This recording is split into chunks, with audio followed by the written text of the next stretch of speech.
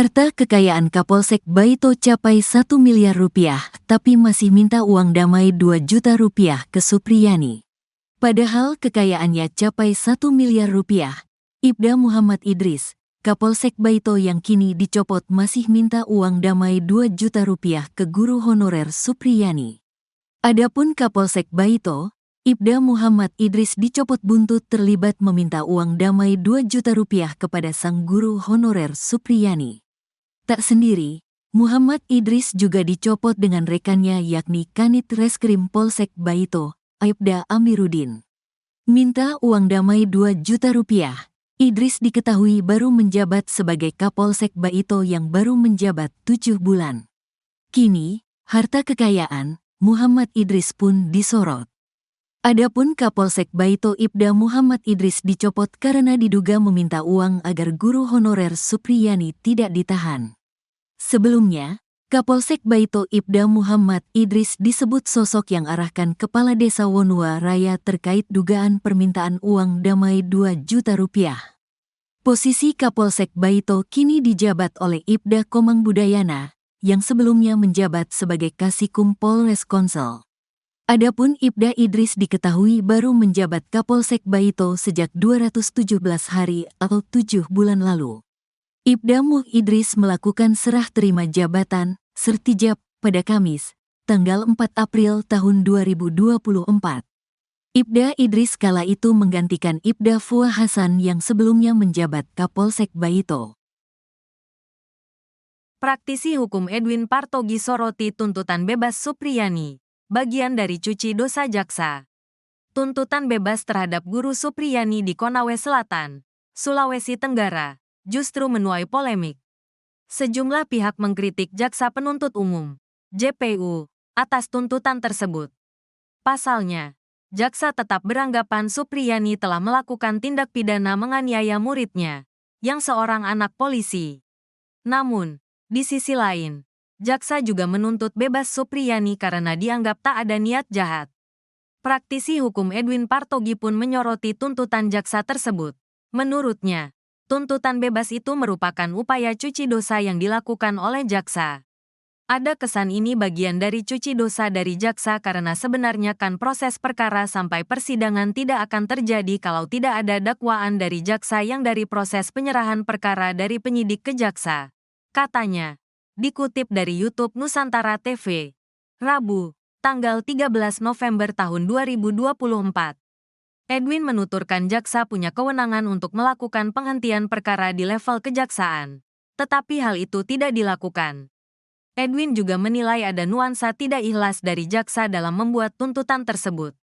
Ia kemudian menyinggung kesaksian dokter forensik Rumah Sakit Bayangkara, Raja Alfat Widya Iswara, dalam persidangan di Pengadilan Negeri Andulo, Kamis, tanggal 7 November tahun 2024. Dalam kesaksiannya, Raja mengatakan luka yang dialami korban D tidak disebabkan oleh pukulan sapu ijuk. Luka itu juga bukan memar, melainkan melepuh seperti luka bakar dan luka lecet. Sehingga jika merujuk pada dokter forensik ini saja, untuk membantah alat bukti atau barang bukti yang diajukan sebagai alat kekerasan yaitu sapu ijuk, ungkapnya. Kuasa hukum tuding JPU cuma cari aman di balik tuntutan bebas Supriyani. Kuasa hukum guru Supriyani, Andri Darmawan buka-bukaan terkait tuntutan bebas yang dilayangkan kepada kliennya. Perlu diketahui sebelumnya, Jaksa Penuntut Umum, JPU, menuntut bebas Supriyani atas kasus dugaan penganiayaan kepada murid di sekolahnya. Pembacaan tuntutan bebas dilakukan oleh Kepala Kejari Konawe Selatan, Ujang Sutisna yang juga selaku JPU pada sidang lanjutan di PN Andulo Konawe Selatan, Senin, tanggal 11 November tahun 2024, kemarin. Andri menegaskan, tuntutan untuk Supriyani bukanlah tuntutan bebas.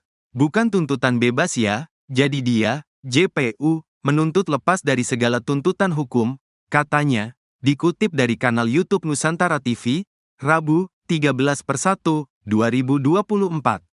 Andri menyebut, JPU menganggap bahwa Supriyani melakukan perbuatan pemukulan, tapi bukan tindakan pidana.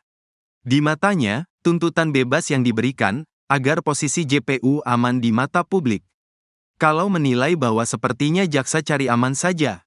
Karena di satu sisi dia menyatakan Supriyani terbukti melakukan perbuatan pemukulan, tapi di sisi lain dia menuntut bebas, lanjutnya. Pada akhirnya, Andri menilai tuntutan bebas JPU memiliki keanehan. Kejanggalan tersebut berasal dari pertimbangan JPU untuk menuntut bebas Supriyani. Aneh ya, karena kalau kami lihat pertimbangannya bahwa, kenapa dia menuntut lepas? Menuntut lepas karena menurut jaksa tidak ada mens rea niat jahat di situ terhadap apa yang dilakukan Supriyani. Menurut kami tuntutan JPU yang menyatakan Supriyani melakukan pemukulan itu cuma berdasarkan asumsi, urainya. Keraguan-raguan jaksa. Andri kemudian menyoroti jalannya sidang dari awal hingga pembacaan tuntutan. Ia menyebut, selama sidang jaksa kokoh dalam pendiriannya menyebutkan kejadian pemukulan terjadi pada jam 10. Namun ketika saksi-saksi dihadirkan, waktu tersebut berubah-ubah.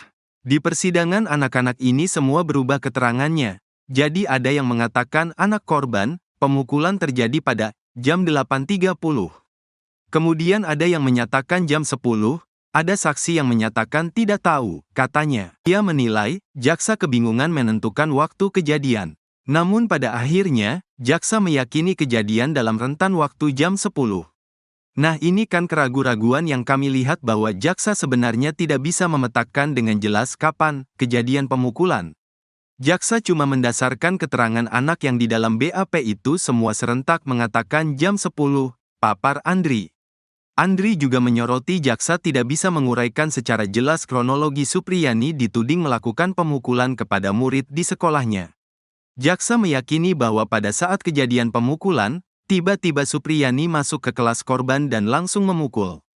Nah, ini memang tuntutan yang absurd menurut kami, tegasnya. Atas tuntutan bebas ini, Andri akan mengajukan pledoi yang akan disampaikan dalam sidang pada Kamis, tanggal 14 November tahun 2024, besok. Berkali-kali membantah, Supriyani dalam kesempatannya mengaku sudah melakukan mediasi dengan Aibda WH selama lebih dari 5 kali. Pada setiap pertemuan, dirinya selalu didesak untuk mengakui perbuatannya dan meminta maaf. Saya sampaikan minta maaf, kalau pernah bikin salah selama mengajari anaknya. Tapi saya tidak mau dibilang memukuli anaknya karena itu saya tidak pernah lakukan pemukulan, katanya, dikutip dari tribunnews-ultra.com. Supriyani menegaskan, Aibda WH ngotot menjebloskannya ke penjara walaupun hanya sehari.